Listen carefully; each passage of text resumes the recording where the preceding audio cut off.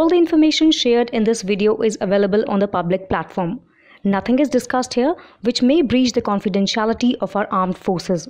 Defense Detective respects our defense forces and works only on the information that is available for public use. China amid a slowdown in economic growth and the ongoing housing crisis, Bloomberg reported. According to recent data from the China Dissent Monitor, a project by the US-based advocacy group Freedom House, dissent cases in China increased 18% in the second quarter compared to the same period last year. The majority of these cases have resulted from labor-related issues and homeowner dissatisfaction. China is witnessing a surge in protests driven by a severe housing crisis and a slowing economy. Homebuyers are increasingly frustrated as property developers fail to complete projects, despite taking advance payments. The real estate sector, which contributes nearly 30% to China's GDP, is faltering. According to the National Bureau of Statistics, property sales dropped by 28.9% in the first half of 2023. Additionally,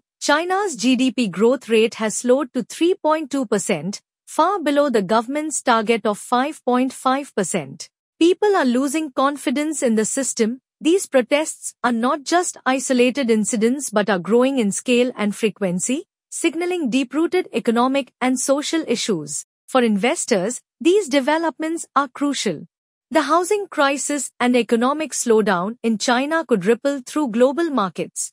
China's economy is the second largest in the world, and its downturn could affect international trade, commodity prices, and stock markets. If property developers continue to default, it could lead to a banking crisis, given that real estate is heavily leveraged. The unrest also puts pressure on the Chinese government to implement significant policy changes. The government's response will be key to stabilizing the market, noted investment strategist Jane Liu. Investors need to closely monitor how Beijing addresses these issues, as their actions will impact both domestic and international markets.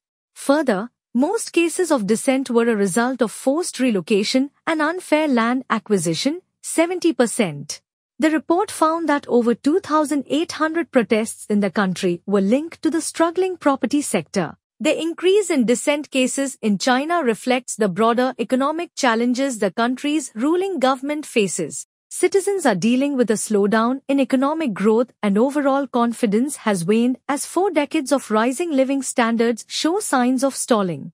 The major contributing factors to this turmoil include a real estate crisis, ongoing trade tensions with the United States, crackdowns on the private sector, and costly pandemic-related lockdowns.